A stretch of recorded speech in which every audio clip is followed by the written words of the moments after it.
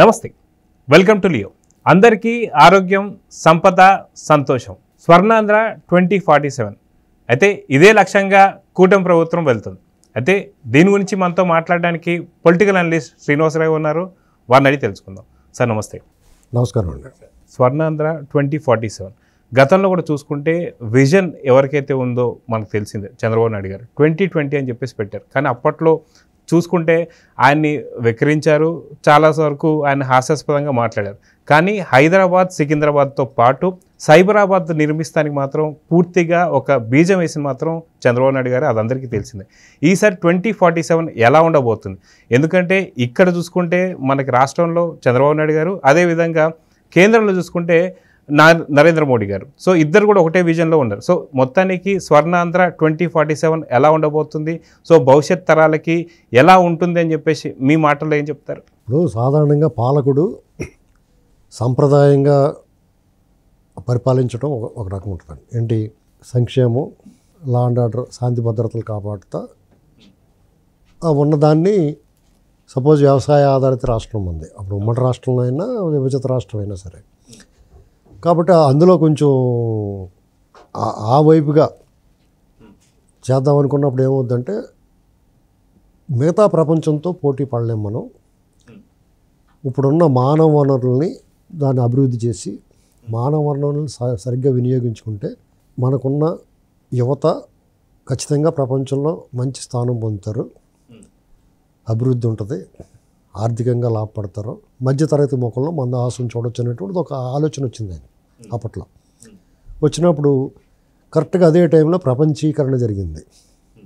PV Narasimha Rao గారు ప్రధానమంత్రిగా ఉండగా అవకాశాలు అందుబాటులోకి వచ్చినాయి. దాన్ని అందిపుచ్చుకున్నాడు ఈయన. అందిపుచ్చుకుని ఆ వైపుగా మీకు ప్రపంచంలో ఉన్న పెద్ద పెద్ద కంపెనీలు పెట్టుబడులు ఇక్కడ రావాలంటే ఏం చేయాలి? మౌలిక వసతులు కల్పించాలి, ఇన్ఫ్రాస్ట్రక్చర్ వాళ్ళు డెవలప్ చేయాలి, speed, is of doing business అనేటువంటి తీసుకున్నాడు ఆయన.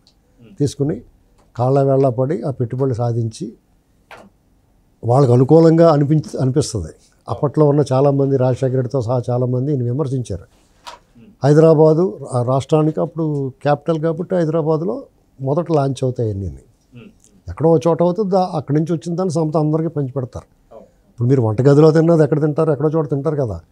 మీరు బెడ్రూమ్లో కన్నా పళ్ళిలో పట్టుకెళ్ళి తినొచ్చు, డైనింగ్ టేబుల్ మీద కూర్చుని తినొచ్చు, లేదా మీరు సోఫాలో టీవీ చూస్తూ కూడా తింటారు కదా, తయారు చేసుకున్నది. అలాంటిది క్యాపిటల్ అంటే. అక్కడ వచ్చిన సంపద రాష్ట్రానికి వినియోగిస్తారు. దాన్ని వాళ్ళు ఏం చేశారు, మీకు ఇది అవసరమా, హైటెక్ సిటీ అంటే అక్కడ ఎవరు కంప్యూటర్లు కూడెడతాయా అని అన్నవాళ్ళు ఉన్నారు. రోడ్లు వెడల్పు చేస్తుంటే అడ్డంగా పడుకున్నారు.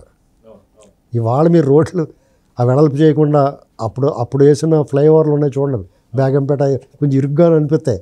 అయినా సరే వాటి వల్ల ఎంత వెసులుబాటు వచ్చింది, ఎంత ఉపశమనం కలిగిందండి. ఈ డ్రైనేజీలుగా విషయంలో కానీ మున్సిపాలిటీ చెత్త ఎక్కడ పడితే అక్కడ పడేసేవారు.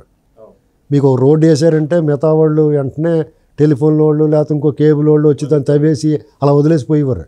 వాళ్ళందరి మీద చర్యలు తీసుకుని ఎవరన్నా సరే గొయ్యి తీసేయండి మళ్ళీ ఆడే కప్పెట్టాలని రూల్ పెట్టింది ఆయనే. రోడ్డు మీద మున్సిపాలిటీ చెత్త కనపడిందంటే వాళ్ళకి ఇమీడియట్గా పనిష్మెంట్ పడేది. అలాగే ఇప్పుడు కాలక్రమాన్ని మార్చుకుంటూ వచ్చింది. ఇంకుడు గుంతలో ఎగతాళి చేసేవారు, ఎంత వెక్కిరించారో. విజన్ 2020 గురించి కానీ, ఇంకుడు గుంతల గురించి కానీ, స్వచ్ఛ ఆంధ్రప్రదేశ్ అంటం గురించి కానీ, పనికి ఆహారం, నీరు మీరు కానీ, క్లీన్ అండ్ గ్రీన్ కానీ, జన్మభూమి గురించి అందరూ చంద్రబాబు నాయుడు గారు ముందు చెప్తాడు. తర్వాత 10 ఏళ్ళుగానే చచ్చినట్టు దేశం అంతా ఆచరిస్తుంది అది.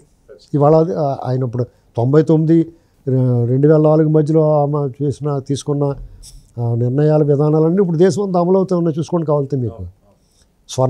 ఇప్పుడు స్వచ్ఛాంధ్ర ఇలాంటివన్నీ, ఇప్పుడు స్వచ్ఛ భారత్ ఇవన్నీ జరుగుతూ వచ్చినాయండి. దాన్ని ఎప్పుడైనా సరే ఒక మార్పు, ఒక సంస్కరణ, యండమూరి వీరేంద్రనాథ్ గారి మాటల్లో చెప్పాలంటే ఒక మార్పుని ముందు వ్యతిరేకిస్తారండి, తర్వాత విమర్శిస్తారు, చివరికి చచ్చినట్టు అనుసరిస్తారు. ఇది మానవ సహజం, సమాజం యొక్క ఇది అలా ఉంటుంది. ఒక నవల్లో ఇందులో రాశారు యండమూరి వీరేంద్రనాథ్ గారు. అది అక్షర సత్యం కదా.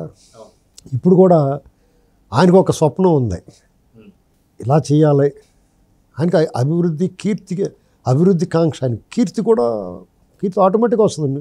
మీలో ఒక సత్సంకల్పం ఉండి ఆ సంకల్పాన్ని సాధించినప్పుడు, ఆ లక్ష్యాన్ని చేరుకున్నప్పుడు మీకు డెఫినెట్గా మీకు ఖచ్చితంగా మంచి పేరు వస్తుంది. ఆ వాళ్ళు వెక్కిరించిన తర్వాత ఆ ఫలం తింటున్నప్పుడు, ఇప్పుడు మీరు ఒక మంచి మామిడి పండో పనస పండో లేదా ఏదో ఒకటి తింటున్నారనుకోండి, అది తినేటప్పుడు మీలో మానవ జాతికి సంబంధించిన ఏదో ఒక లక్షణం ఉందనుకోండి, మా తాతలు కదా దీన్ని వేశారు అని వాళ్ళు తలుచుకుంటారు. మీరు మన పూర్వీకులు దీన్ని మనకు ప్రసాదించారండి. అలాంటిది మొన్న ఆయన జైల్లోకి వెళ్ళినప్పుడు బయటపడింది పూర్తిగా. మధ్యలో ఎవరంత చెప్పుకున్నా ఒక్కసారిగా నిశ్శబ్దం బద్దలై బయటకు వచ్చారు జనం అంతా. ఏంటండి, అలాగే ఇప్పుడు ఆయన 2047 ఒక లక్ష్యం, నిర్దేశిత లక్ష్యం, ఒక టార్గెట్ పెట్టుకున్నారు. ఆ వైపుకి, ఆ లక్ష్యం వైపుకి మీకంటూ ఒక లక్ష్యం ఉండాలి, ఒక కలగనాల. మీరు కలగంటే ఎలా కనాలి? ఉత్తినే కనకూడదు కదా. వాళ్ళు ఆటో టికెట్ కొనుక్కుని ఆ తల కింద పెట్టుకుని పడుకుని ఆ ₹1 తగలాలని కోరుకుంటే దానికి అర్థం ఉంటుంది. అంటే దాని అర్థం ఏంటి? కలగనేసి ఊరుకోకుండా దాని వైపు పని చేయాలి, కృషి కూడా ఉండాలి. ఆ పని ఈయన చేస్తూ ఉంటాడు. ఇవాళ దేశమే ఆలోచిస్తుంది. ఇవాళ మోడీ గారు కూడా చంద్రబాబు నాయుడు గారిని పక్కన పెట్టుకుని 2047 గురించి మాట్లాడుతున్నాడు. ఈయన సలహాలు సూచనలు వీళ్ళిద్దరూ కలిసి కూటమిగా లేనప్పుడు కూడా, గత జగన్మోహన్ రెడ్డి దుర్మార్గ రాక్షస అరాచక పరిపాలనప్పుడు కూడా చంద్రబాబు నాయుడు గారు సలహాలు సూచనలు తీసుకున్నాడు. ఆయన పిలిపించుకుని మరీ మాట్లాడారు. అంటే ఆ వ్యక్తికి మనం అంటే గవర్నమెంట్లో మన ఇంట్లో వాడు కాబట్టి, తెలుగు రాష్ట్రాల నుంచి దక్షిణాది నుంచి ఈయన టవరింగ్ పర్సనాలిటీ, ఒక లెజెండరీ పొలిటీషియన్, మంచి దూరదృష్టి ఉన్న వ్యక్తి, మంచి సత్సంకల్పం ఉన్న వ్యక్తి. అటువంటి వ్యక్తిని మనం గౌరవించుకోవాలి, గుర్తించుకోవాలి, ఆదరించాలి, అభిమానించాలి, ప్రేమించాలి. ఆయన మాట వినాలి. ఏంటండి, ఎందుకంటే ఆయన ఒక మాట చెప్తాడు, ఇది చేయండి రా బాబు అని చెప్తాడు. అప్పుడు మనకు కొంచెం ఇబ్బందిగా అనిపిస్తుంది, కష్టం అనిపిస్తుంది. వాళ్ళు లెక్కల మాస్టర్ పెద్ద ఆల్జీబ్రాలో లెక్క ఇచ్చేస్తారు బొబ్బోయ్ అనుకుంటాం. ఆ లెక్క నువ్వు చేసి సాధించి, సాధన చేసి సాధించి సాల్వ్ చేస్తే మంచి మార్కులు వస్తాయి నీకు, తద్వారా మంచి ఉద్యోగం వస్తుంది. అయితే ఈ విషయంలో చంద్రబాబు నాయుడు గారు రాష్ట్రం, ఆంధ్రప్రదేశ్ నలుమూలలా కూడా అభివృద్ధి చేయడానికి ఆయన కంకణం కట్టుకున్నాడండి. మీరు చూడండి, ఇప్పుడు ఇక్కడ ఉత్తరాంధ్రకి సంబంధించి భోగాపురం ఎయిర్పోర్ట్ అంతర్జాతీయ ఎయిర్పోర్ట్ వచ్చిందంటే ఒక రేంజ్లో, అంటే ఒరిస్సా వాళ్ళు కూడా ప్రయోజనం ఉంటుంది మనతో పాటు. అనకాపల్లి దగ్గర స్టీల్ ఫ్యాక్టరీ వస్తుంది. విశాఖ ఉక్కు ఫ్యాక్టరీ వచ్చిన తర్వాత విశాఖ రూపురేఖలే మారిపోయినాయండి. ఎంతమందికి ఉపాధిగా లభించింది, వ్యాపారం, ఉద్యోగం. అక్కడ కనీసం బజ్జీలు వేసుకునే కొట్లతో సహా అందరికీ కూడా ఉపాధి లభించేస్తుంది. అంటే ఎంతమందికి అక్కడ ఫుడ్ ఎడుతుంది ఆ ఇండస్ట్రీ. ఇది కాకుండా సాఫ్ట్వేర్ హబ్ చేద్దాం అనుకున్నారు అది వైజాగ్ అంతా. ఇక్కడ మధ్య ఆంధ్రప్రదేశ్కి వచ్చేటప్పటికి అమరావతి, అక్కడ విద్యా సంస్థలు, కేంద్ర ప్రభుత్వ రంగ సంస్థలు, అలాగే నవనగరాలు, రాజధాని, అదో రకమైన దానికి కాన్సెప్ట్. ఇలా రాయలసీమకి వచ్చేటప్పటికి వాళ్ళు వాణిజ్య పంటల వ్యవసాయాన్ని కూడా లింక్ చేసి పెడుతుండే. ఎప్పుడైతే పోలవరం పూర్తి అయిందో అక్కడ సస్యశ్యామలం అయిపోతుంది నీరు. అక్కడికి కృష్ణా గోదావరిని కలిపేటప్పుడు ఇప్పుడు పెన్నాని కృష్ణాని కలిపితే అసలు మనకి వ్యవసాయంగా ముందుకెళ్ళిపోతాం. సుదీర్ఘ తీర ప్రాంతం ఉంది. ఆ రకంగా మనకి ఆ వనరులన్నిటిని వినియోగించుకుంటే మనం తిరుగు లేకుండా ఉంటుంది.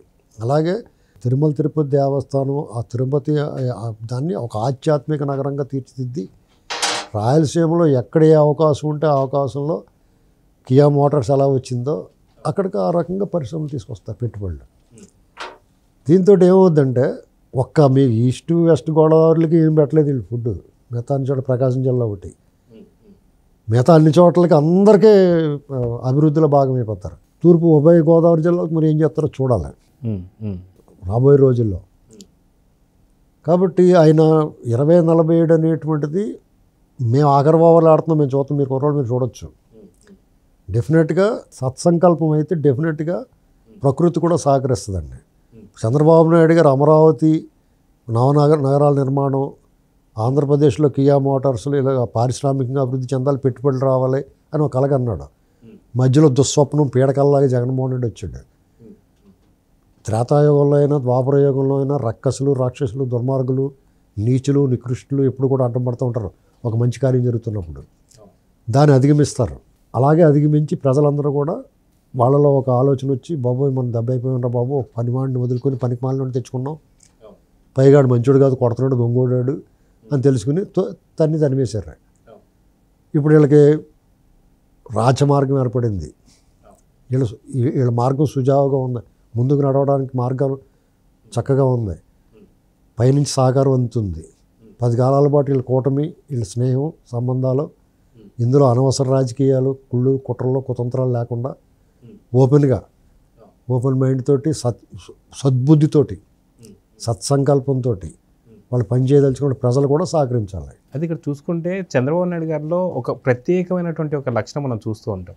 మొన్న విజయవాడ వరదల్లో కావచ్చు, లేదా దాని తర్వాత డ్రోన్ షోస్ కావచ్చు, ఇలా టెక్నాలజీకి సంబంధించి యువతకి కూడా రాని ఆలోచనలు వస్తున్నాయి. ఎందుకంటే విజయవాడ వరదల్లో కూడా చూసుకుంటే ఫుడ్ కూడా డ్రోన్లతో పాటు ఇవ్వడం కావచ్చు, లేదా వరద వెళ్ళిపోయిన తర్వాత ఫైర్ డిపార్ట్మెంట్ ఫైర్తో మొత్తం అంతా ఇల్లు క్లీన్ చేయడం కావచ్చు. సో ఇలాంటి ఆలోచనలని చాలా విభిన్నంగా ఉంటాయి. ఏ రాష్ట్రంలో కూడా ఏ ముఖ్యమంత్రికి కూడా లేని ఆలోచనలు. సో ఇవన్నీ చూసుకుంటూ వెళ్తే ఖచ్చితంగా విజన్ 2047 ఏదైతే ఉందో ఎలా ఉండబోతుంది, భవిష్యత్ తరాలకి ఎలా ఉంటుందంటే ఏం చెప్తారు? ఇప్పుడు అటువంటి ఆలోచనలు ఉన్న వ్యక్తులకి సంకుచిత స్వభావం ఉండదండి, స్వార్థం ఉండదు, ప్రాంతీయ అభిమానాలు ఉండవండి. ఆయనకి ప్రజలు సహకరించాలి ఖచ్చితంగా. ఎందుకంటే ఒక యజ్ఞం యాగం జరుగుతున్న ఇందాక చెప్పినట్టుగా ఇప్పుడు మళ్ళీ మొదలెడతారు. ఇప్పుడు అమరావతి ఉంది, అక్కడికి ఏడీబీ బ్యాంక్ వాళ్ళు కూడా నిధులు సమకూర్చడానికి ముందుకు వచ్చారు. కేంద్రం సహకరిస్తుంది, నిధులు సమకూరుస్తున్నారు, మొత్తం డబ్బు అక్కడే పెట్టేస్తున్నారు. ఇలాంటి మాటలు మళ్ళీ మొదలెడుతున్నారు. ఇలాంటి మాటల్లో ప్రజలు అలా మాట్లాడిన వాళ్ళని ముఖం పగలగొట్టాలండి. ఇది మామూలుగా స్మూత్గా తప్పయ్యా ఇది అలా మాట్లాడకూడదని అంత స్మూత్గా చెప్పకూడదు. ఎందుకంటే అటువంటి దుష్ప్రచారాలని, ప్రాంతాల మధ్య చిచ్చు పెట్టే వాళ్ళని మనం మొదట్లోనే తుంచేయాలి. వాళ్ళని మనుషులుగా చూడకూడదు. నువ్వు అన్నం తింటున్నావా, ఏం తింటున్నావరా, గడ్డి తింటున్నావా అని అడగాలి మనం. ఎందుకంటే మన ఆత్మగౌరవం, మన రాష్ట్రం విభజిత రాష్ట్రం గాయపడింది, విలవిల్లాడుతుంది. దాన్ని పసిబిడ్డను పెంచినట్టు దాన్ని సాగుతుంటే మళ్ళా జగన్మోహన్ రెడ్డి లాంటి నీచ నికృష్ట రాజకీయ నాయకుడు పాలకుడిగా వచ్చి అరాచకం చేసి, వ్యవస్థ నాశనం చేసి, అడ్డగోలు దోపిడీ చేసి, ప్రజలను భయభ్రాంతులు గురి చేసి, డే లైట్ రాబరీ చేసి, మొత్తం నిలువు దోపిడీ చేసిపోయాడు. దానికి కారణం ఏంటి? వాళ్ళు చేసిన ప్రచారం ఒక కులం మీద, ఒక ప్రాంతం మీద, ఒక వ్యక్తుల మీద చేసిన దుష్ప్రచారం తోడు ఏడుపు మోగం వేసుకుని మా బాగుపోయాడు, మా చిన్నాన్న పోయాడు అని చెప్పి ఒకసారి ఓటేయమని, ఒక ఛాన్స్ ఇమ్మని అడిగితే మీరు మాయకో మర్మానికి గురయ్యారు. ఒక సిటీ బస్సులోనో బజార్లోనో మీ జేబు కొట్టేస్తే అది పొరపాటు, గ్రహపాటు. రెండోసారి కూడా కొట్టించుకోవడానికి సిద్ధంగా ఉంటారు కదా. మీరు సూపినీస్ ఏదో పెట్టుకుంటారు కదా, ఒకసారి జేబు కొట్టేసేయడానికి ఉండే, రెండోసారి జాగ్రత్తగా ఉంటారు కదా. అందుకని అప్పుడు పొరపాటు జరిగింది, దాని ఫలితం అనిపిస్తున్నాం మనం. చేజారిన స్వప్నం తిరిగి మీ చేతికి వచ్చింది.